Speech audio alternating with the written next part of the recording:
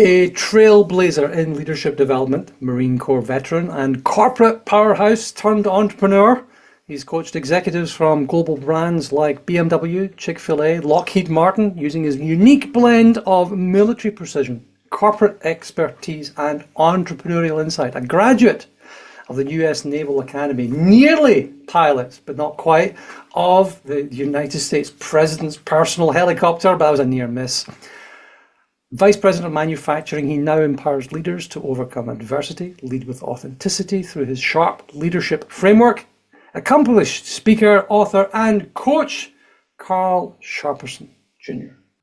Welcome to the Leadership That Sells podcast, where we help you lead first and sell more with great insights and tactics from the best minds we can find. Every leader is in sales, whether you're selling products, ideas, a mission, or a vision, and great sales team in particular need great sales leaders. When managers bring out the best in their teams, targets get hit on time every time without stress. But most sales leaders never learn how to lead. They wing it or they repeat bad habits and the cycle continues. Sales leaders need practical, real-world ideas that fit their busy schedules, and that's why we created the Leadership That Sells Playbook course.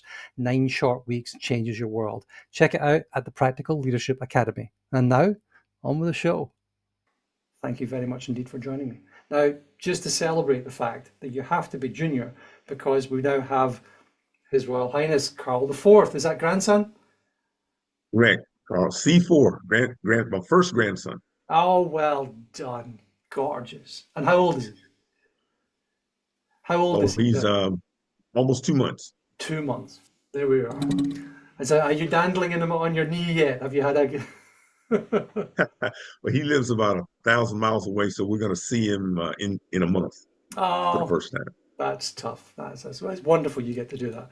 I have 2 kids, and Granny lives up in Scotland, and I'm down in the south of England. So it's a 7-hour trip for her to come and see, but she does it every 6 weeks or so. And she says Okay. that's her ration. She can't do any more than about 6 weeks away from the kids before she has to come and see. But that's great. First grandchild. Seems to be a very special relationship you end up with. Yes, sir. Definitely. Magnificent. So that was a far too short introduction for somebody of your stature and experience. What did I miss? Well, I'll tell you a little bit about myself. So I was born in Washington, D.C., capital city, very busy, a lot of things going on in an environment where everybody knew me, looked like me. At the age of 14, my dad decided to move us to Spotsylvania, Virginia, which is about 60 miles south of Washington, D.C. So I go from an environment where everybody knows me and likes me to an environment where nobody knows me, doesn't look like me, and doesn't like me. So I helped integrate a school in Virginia. Um, I was called names and all kinds of negative things occurred. But what I learned over time was once people got to know me, then they became my friend. So that was a mantra that I took with me as I continued to do different things. If somebody does or says something that's not good to me, it's not my issue, it's their issue. And it's not what you call me, it's what I answer to you that's most important. So I go to the school, played football for the first time, golf for football for the first time. My high school coach, who was the third most influential person in my life, he's the one that sent the recruiter to my high school to recruit me to play football at the Naval Academy. And I didn't know what the Naval Academy was. It was only 90 miles up the road, primarily because there weren't a whole lot of people that looked like me going to the Naval Academy. So I applied, but I did not get in initially because I was not academically competitive. My GPA and my SAT scores were not competitive.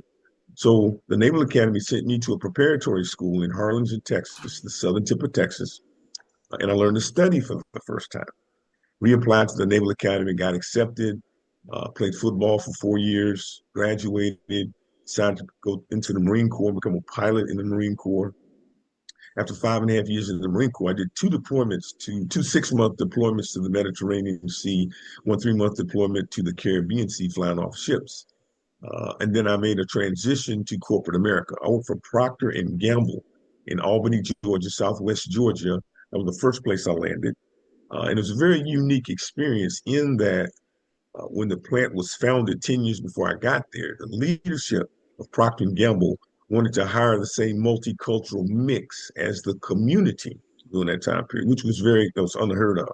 So when I got there, 20% of the managers were African American, 20% of the managers were women, and 40% of the technicians were African American. That was unheard of during that time period. So Procter and Gamble was leading edge in organizational development. So we had visioning sessions, team building sessions, strategic planning sessions, and we would bring people from every level into these meetings to talk about where we wanted to go and what we wanted to do. It took us longer to get to a point, but when you have those diverse ideas as well as diverse levels, you end up with a process and strong buy-in. So we were the best performing facility, best performing paper plant in all of Procter and Gamble. The leadership would send people to our plant to train on how to do leadership training. So that was a great intro to corporate America. I had the military experience, then I learned how to take those skills and apply them in corporate America in a very futuristic way. Worked for Procter and Gamble for 5 years in that facility. Took a corporate job in Cincinnati for 3 years. Then I went to work for Frito-Lay. Procter and Gamble is a paternalistic organization in that they hire people, train them, develop them. Frito-Lay steals people from places like Procter and Gamble, Coca-Cola. Say, here's the money, go make it happen. I don't care how many dead bodies there are, get the results, right? So I was in that environment for 3 years, learned some different things, but I said, you know what, this is not the culture that I want to work in. So after about 3 years, I started looking again and went to work for Colgate Palmolive in Topeka, Kansas. The subsidiary was called Hill's Pet Nutrition. We made science diet and prescription diet cat and dog food. And it was a union facility. The first time I'd ever worked in a union facility. We took a very traditional union facility where the people could only work one job, turned it into a high performing work system where people could do multiple jobs. We were the best performing facility out of 4 facilities in the company, and we were the only union facility. We had the oldest people, oldest equipment, 20% of the workforce was illiterate, right? And we were the best performing plant. We turned a traditional union facility into a high performing work system. Again, taking the experience that I had from the military, Procter and Gamble, Frito-Lay. So that was a very, very monumental experience that I had. So I'm constantly moving west. My parents are living in Virginia. My wife's from Florida. I want to live somewhere between those 2 states. Took a job as the vice president of manufacturing for Dunlap Slazenger. We made Dunlap Slazenger Max 5 golf balls, actually headquartered in England. After about a year with that company, it was clear my boss and I agreed to disagree. So then I said, okay, I'm in the right area, but what do I want to do? What can I offer? So I said, oh, I can do speaking, I can do business consulting, I can do executive coaching. So I hung out the shingle and used my network to get business. So that's kind of how I got the business that I got. I've been married for 38 years. I have a son and a daughter. And 12 years ago, I was diagnosed with stage 4 non-Hodgkin's lymphoma, which is a type of cancer. I learned a lot about life there. 83, I had a brain tumor removed. But when you get to a point in your life where you're not strong enough, you're not smart enough, you don't have enough money in the bank, that's a whole different level of humbleness. And it teaches you some things that you normally don't get. Because when you're faced with mortality, you know, things that used to be important no longer become important. So that's a little bit about me, my friend. I love that. The humility, the acceptance of your own mortality. Um, I think there's also dealing with fear in there as well. Reconciliation. All these different elements that have made up your story, that have added depth to your expertise, and possibly they define your drive as well, I think. I mean, these it's easy to look at the different aspects of experience, and it's how you can use them. But when you look at the different aspects of the experiences and the things that have happened to you, and you reflect on how they drive you forward as well, these are the tools I have. So you have the options of saying, well, this is, I have now got a set of tools available to me because of my experiences. But I think from what you've been talking about here, you've things that have driven you forward as well. Is there? Yeah, so yeah, Yeah, some of my best lessons and achievements have occurred in the darkest times. yeah. That's why my book is Sharp Leadership: Overcome Adversity to Lead with Authenticity. Uh, Okay. Now your leadership framework talks about authenticity and resilience. How how do we apply just that? Let's talk about authenticity and resilience because I think they're quite tightly connected. How do you apply them? If you want to, you said you went into a union business and you were looking to build a high performing system. And I like that. You said system, not team. Okay, you called the organization as an organism, as a system thinking, that sort of thing. How do you then take authenticity and resilience and you turn that into a high performing system? well, I'm a firm believer that um, it's all about relationships. Mm, So, in order for me to get people to perform at a high level, they've got to trust me. They've got to believe in me, right? So, one of the things that I do, and I put this in my book, is I talk about a joint up process. So, the joint up process is anytime I join up with an organization, somebody comes into my organization, I have a joint up conversation. In that conversation, I talk about myself. I says, I'm going to tell you a little bit about myself. And then I'll ask you to tell me a little bit about yourself. The more authentic I am about what I share, the more authentic they will be. So if I'm sharing a story and I talk about my cancer struggle, right, then they're going to talk about some struggles that they had, right? Um, and then so I tell them my story. I said, tell me your story. So the more authentic I am, the more authentic they are. They tell me my story. Okay. The next thing I say is, you've been in the organization for a while. Tell me what you think this organization can do better based on your perspective and your experience. So they tell me that. Okay. Uh, another question I ask them is, I said, I have some expectations of you, and I know you have some expectations of me. So one of the expectations I say is, I want you to tell me the truth. If you see me doing something that's going to hurt the organization or hurt somebody in the organization, I need you to tell me as soon as possible. So I'm opening up the dialogue for authenticity. Now, when they come to me with that bad news, I need to say, no matter whether I believe it, don't believe it, I've got to say thank you. Otherwise, you won't get any more. Okay. And the other question I ask them is, well, how can I help you? mm. Now, when I say how can I help you, how can I help you in the organization? How can I help you in your personal life? They might say something like, well, I've got a special needs child. I have difficulty getting them babysitting services. It doesn't make any difference what it is. So in this conversation, all I have to do is help them with one problem. I've got a friend for life. I've got a person in the organization that will cover my back. So I do that with individuals in the organization and over time, because what I found is it takes me 6 months to develop credibility in a new organization.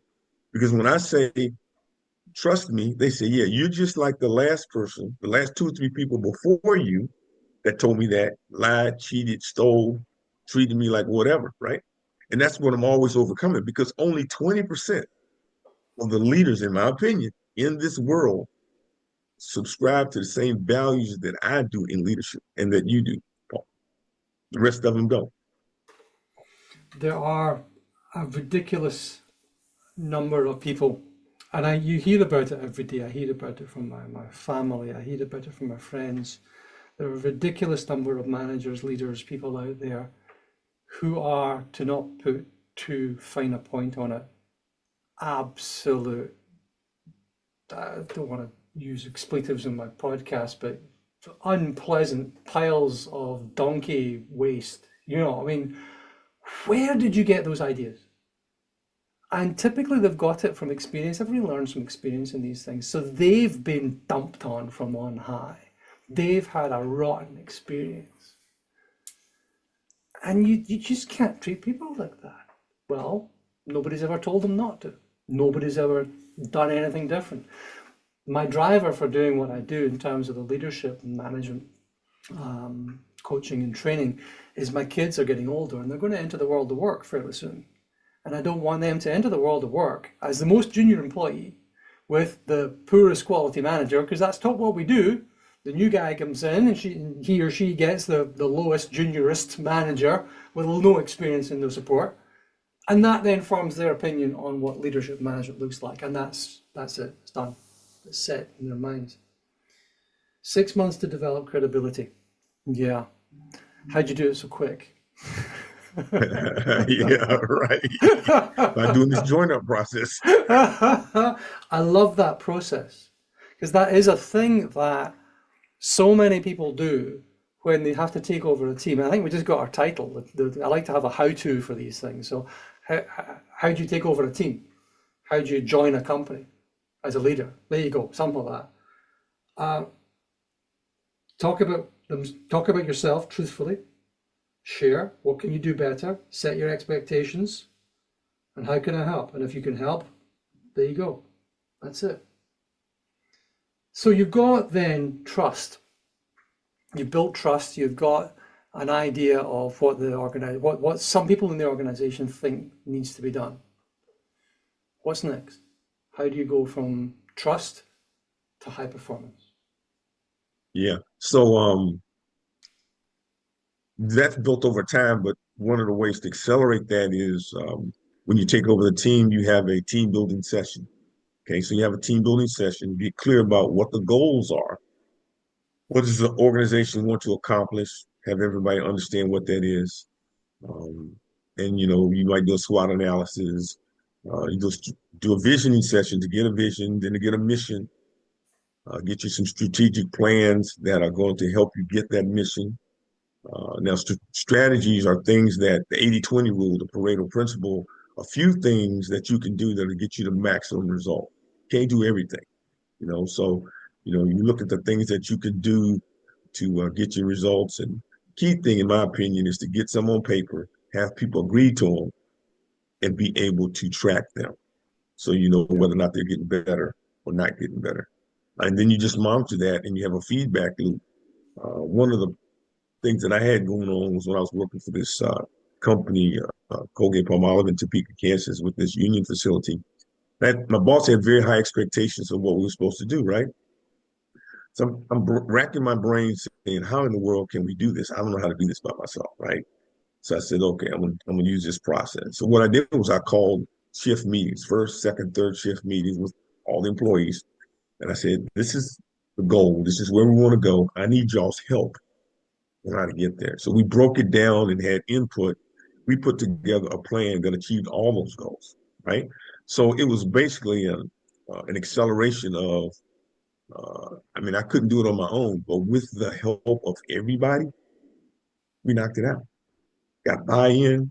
And when you give people a challenge like that, sometimes they'll step up to the plate, got all kinds of skills, people in the organization that you didn't know that they had. And so that's kind of how I do it. It's one of my favorite lessons when you're working with an exec is for them to lean into to understand that their job is to lean into the capabilities of the people around them. It's not to do everything themselves. It's to understand that their job is to say, I need us to do X, and I don't have to do it. I just have to get other people to do it. And it's the different. I mean, even senior people still default back to the mindset of, oh, I need to do the work rather than I need to get the work done. And if you lean into smart people around you and say, this is where I think we need to go. Are we on board with that? Yes. How do we get there? Well, we'll need our organization for this. This is what we need to do. 3 steps for it. Great. Okay. What's this going to look like when we get there? Well, we'll have 5 of them rather than 3. Okay, 5. How many do I have to do? 2. Okay, so we need to get to 5. How are we going to do it? You break it down exactly as you say, and you let other people at the pointy end of the problem come with both the solution, come with both the measures, the steps to get there, and all you have to do is keep them on track. Yep. That's it. Keep them between the keep them between the ditches. That's it. That's it. There's there's um uh, there's a sport you may have heard of called curling. It's one of the few winter sports that Scotland is good for. Frozen lakes and all that. And you have the big stone and you slide the big stone along the ice. So you have a target at one end and rails almost painted on the ice. And the boss, the boss's job is to take a brush and to sweep the dust and all the bits and particles in between where the players are and the target. So your management job is to make sure you've painted the right target, you've painted the lines where you should go no further than this, make sure the guys are doing a workout, they're strong enough to swing this thing, but most importantly is to sweep all the debris out of the way as they get there and track the scores, That's a count them, that sort that's of a stuff. great analogy. Yeah, so I like that. So high performing system. Why did you say high performing system and not a high performing team? Because a team is just part of the system. Oh, go on then. You We're know, going to in call the you Carl organization. the Clever. Right, you got the people, you got the systems, you got the information systems, you got the strategic plan, uh, and it's just in every person, everything is a system that works together. And so I believe in systems thinking. So Mhm. if I go into an organization, my first thing is I got to do a lot of listening. Because if I don't do a lot of listening and I start changing things, then I'm not going to know what the truth is and what the issues are. I've got to ask a bunch of stupid questions. Why do you do that? Why is that? Tell me. And then once you understand all that, then you can start getting enrolling some people and say, well, how could we change this? So, and like you said, enroll them on how to do that. Yep. Mm. Okay, so a system overall.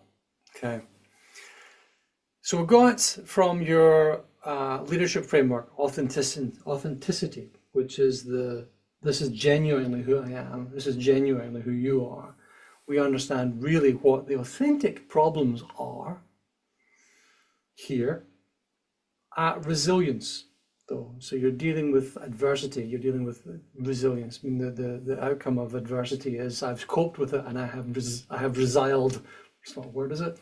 I have been resilient back. There's a phrase that was used during all the COVID stuff, which was build back better. And you come out of these things stronger in some cases. Your own dance with death, your dance with the stage four, obviously put some things in mind there.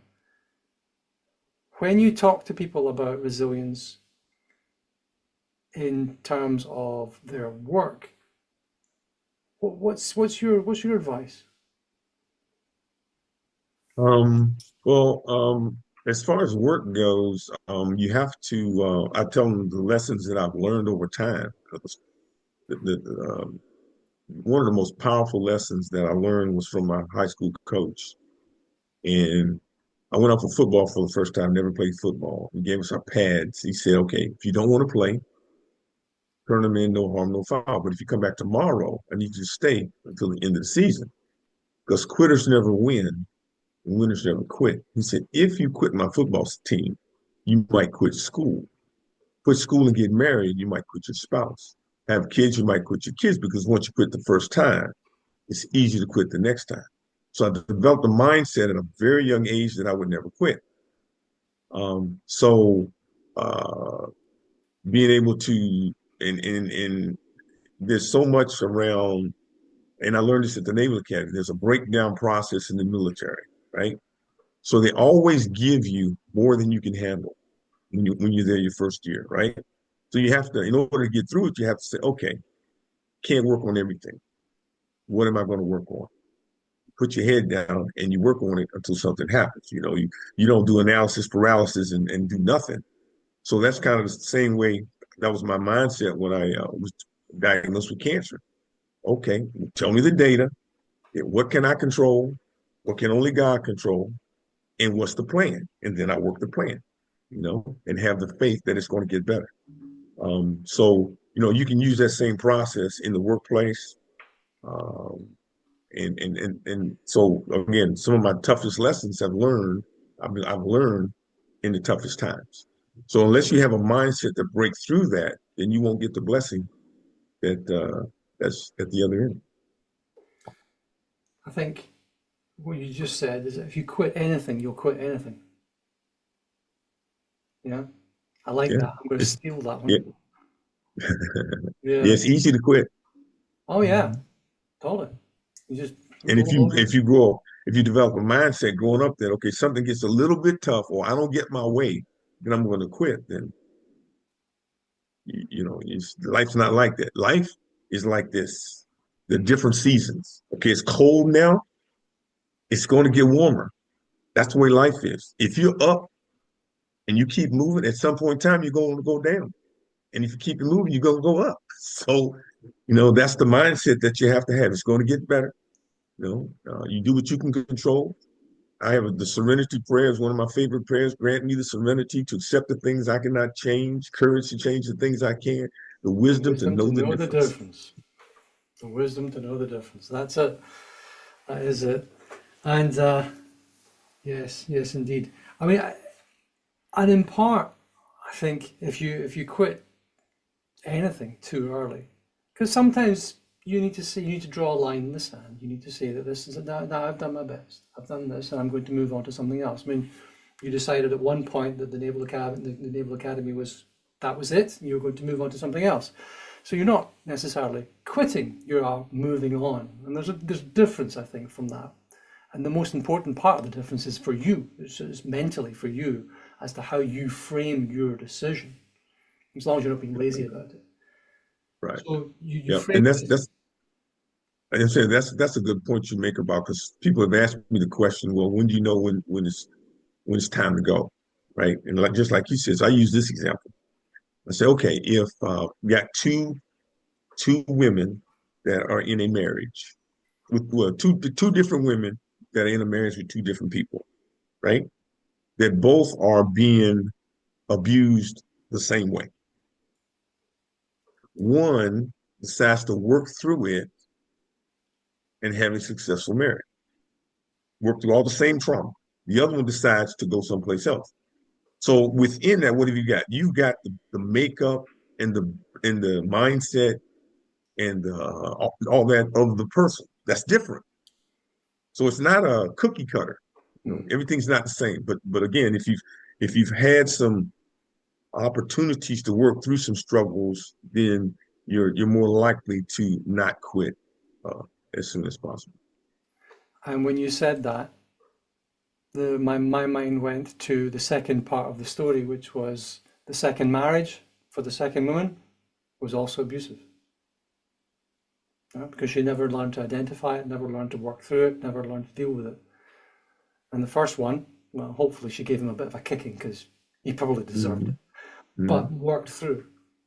Yeah, and so there's so many elements in that. So you might have one person, it looks the same, but they've gone through some trauma, Yeah. other trauma, child trauma, whatever, and they don't have the built to withstand whatever's coming, So you don't make judgment on that. You just understand that, those are differences, and I'm a firm believer. You talk about the children is um, what I try to do with mine was make every experience a teachable moment.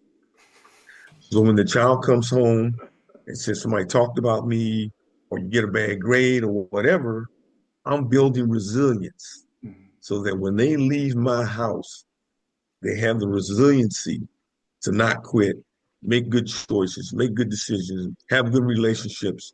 So that's kind of in a perfect world, that's what you want to do from ground zero. There is so much of leadership that is parenting, and there's so much of parenting that is leadership. Hence, why I was really keen to speak to you because you have the two books. You have a parenting leadership book, and you have a leadership book. You know, and it's so much. I think so many of my lessons have been learned reflecting about not only how I've led well and badly, and the disasters and the victims of my appalling leadership and my history that have scattered behind me. And if you are listening out there, I'm really sorry about that. Um, but also through the experience you have raising your children. Because as you say, your job as the parent, your job as the leader is to build this resilience in there so that they're self-contained, so that they are capable themselves to do the job ahead of them, whether it's life or work. You don't want to have to be there. You want to try and make yourself, your goal is to raise a good adult, not a child. Your goal is to have somebody meet their objectives and to develop their skills so they can move forward, not to always be looking back at you for a decision or for guidance. There's a lovely quick phrase that I picked up from somebody, which was three before me. So if you want to come to me with a problem, and you should always come to me with a problem because I'm always going to be here, but I want you to have tried three things first. Three before me. Talk to somebody, tried out an idea, at least written it up. Three things first before you come to me, because when you come to me, we'll fix it together, or we'll try to fix it together. But the process of having spoken to people or having dug into this will clarify the problem for you and will make it richer and more soluble, I think. So you, Another kind of thing that I've learned over time too is, let's say there's a problem that you want to solve. Okay, so one of your people, you're talking to either one of your people or you're talking to the organization, right? And there's a problem to be solved, and the organization and or the people have a solution. You have a solution. Let's say you've done this before and you know your solution will work. You haven't seen their solution work, but you know it might work if you allow them to use their solution. They've bought into it a whole lot more than if it's your solution. yeah. So given the choice, go with the people's solution. That's a yeah, that's hard. Mm-hmm. That's Mm-hmm. supremely hard. Again, it's the parenting thing. It's like, don't do that. Don't do that. Oh no, he's going to fall over. It's going to be a failure or whatever it is. It's just, you're desperate because I know this isn't going to work, or I'm not confident it's going to work. But yeah, even I suppose there's a compromise. The compromise, I think, is probably the co-creation. You get somebody on board in the creation of anything that's bought into it way more than something that's applied top down. So it's your vision meeting, your mission meeting, all that sort of stuff, right way at the end, way at the beginning of the journey there. They're part of the creation of that is bought into a lot more. Okay. What I think what is next for you? What's going on? What's going on? I my books, Mhm. um, I think are great tools for helping leaders as well as parents navigate this world in a productive way. So my goal is to get it in the hands of as many people as possible and or teach the principles in it as much as possible. Um, and that's kind of what I do. I think I do a very good job of helping veterans, professionals transition with confidence, transition with confidence. So in the military, as well as changing jobs, one of the most important things is to make sure that when you transition, that the organization you're going to has the same values that you have. What happens is a lot of times, I use the military as an example, they come from an environment where you do what you say you're going to do, you take care of your people, you don't make excuses, you have integrity. Okay, let's say you go work for a corporation that doesn't value that. Then after about a year, that veteran goes someplace else and experiences the same thing because the values aren't aligned. So one of the most important things you can do when you transition from one organization to a different organization is make sure that your values are aligned with your boss and the organization. That's one of the most important things that you can do, critical things you can do. Mm. So I teach and help people do that, help people get clear, put together game plans. So that's kind of what I do now. The other thing that I've learned over time, I worked at the Center for Creative Leadership and actually got trained there at the Center for Creative Leadership for a program called the Looking Glass Experience, which is a behavioral based business simulation. week-long process. You go in, you run a simulation for a day. You have 21 executives from all over the world, different countries, and things like that. You have one facilitator looking at a division. That's one person looking at seven. And they observe the simulation for a day, taking notes. At the end of the day, they start debriefing throughout the week, how you impacted the organization, how the organization impacted you. At the end of that week, you put together a plan on what you're going to do when you go back. And one of the questions they ask is, what is the most important thing that you can work on to become a better leader, right? So I went through that. And at the end of that, I actually talked to the lady that was running it. And I said, I think I'd like to become a facilitator. She says, really? She says, if you come back 3 different times, train with the lead facilitator for a week at a time, I will certify you. So part of my developmental plan was to get certified. So I got certified. I did probably 15 of those sessions over a 5-year period. 15. So that's 15 sessions times 21 high-powered executives from all over the world. When the question was asked at the end of the session, what's the most important thing you can work on to become a better leader? Guess what they would say 90% of the time? I go on. Work-life balance. Mm. They would say things like, I'm making a lot of money. I'm on my third wife, and she just filed for divorce. They say things like, I have 2 kids. One doesn't know me, and the other one is on drugs. They will say things like, I'm 60 pounds overweight, and I just had my third stent put in. That's what high-powered executives will say, work-life balance. So I don't care how much money you have. Everybody's got issues just like I have issues. So the other thing that I find out is as I'm talking to people and I holistically be authentic, most of the time the X's and the O's, the strategies, the plans, and that's not the issue. It's kind of the other stuff that gets in the way. Life. Yeah. Life, there you go. It's yeah. And I think if you think of the problem is though, people think that life gets in the way. And it's not. Work gets in the way of life. And this is the thing. When I talk, I do a little bit of exec coaching, and we start off with stuff. I always start off with time management. We start off with managing people's time, and identifying and tracking it genuinely, because people are really bad at tracking time. They can't tell time. Nobody can tell the time. You put them in a dark box, you've no idea if it's 5 minutes or 5 hours have gone by.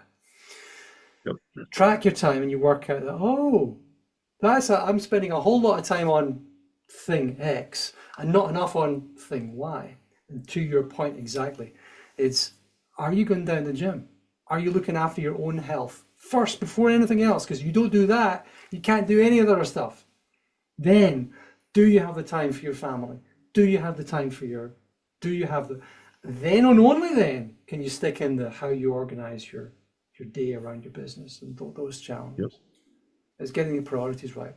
And it's when you introduce yourself, typically people come in and they say, I am Paul Morton, senior big job at large company importantness. And I get hit over the head by somebody recently, metaphorically speaking, and I changed my approach. And I prefer, it's not always appropriate, but sometimes I prefer to come on and say, I'm Andrea's son, I'm Catherine's husband, I'm the father of 2 children, I'm active in my local church, I like driving my 1972 car, and occasionally I work as this, and this. And these are genuinely my priorities. But it also shapes, it's your authentic framing of something.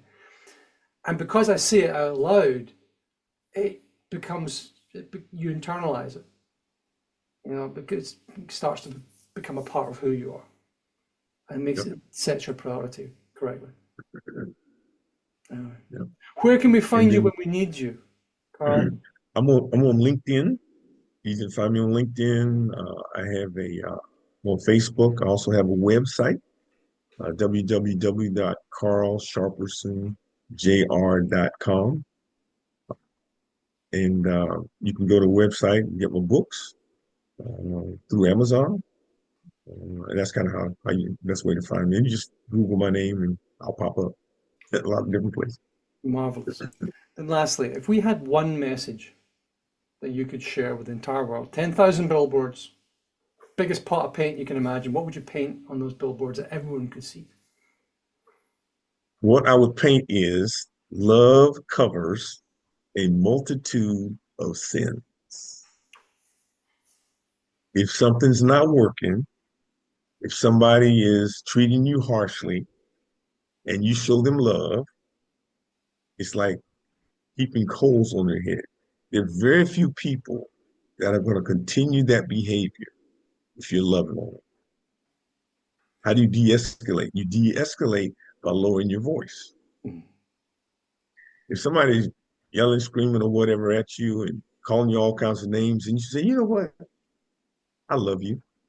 What are they going to do? They're going to keep saying it? I mean, unless they're really, really, really deranged, they'll stop it. And that's what I learned when I was integrating at school as a child, and it stayed with me. If somebody's doing something, it's their problem. It's not my problem, you know. And being able to, because if I react to what they say or do, they win. I love that. There is the third way. There's always a third way. Yes, magnificent, magnificent. Carl H. Sharperson Jr. with Carl the Fourth. We'll soon have him as a guest. Thank you so very much indeed for joining me. Thank you for having me, Paul. It's been a pleasure.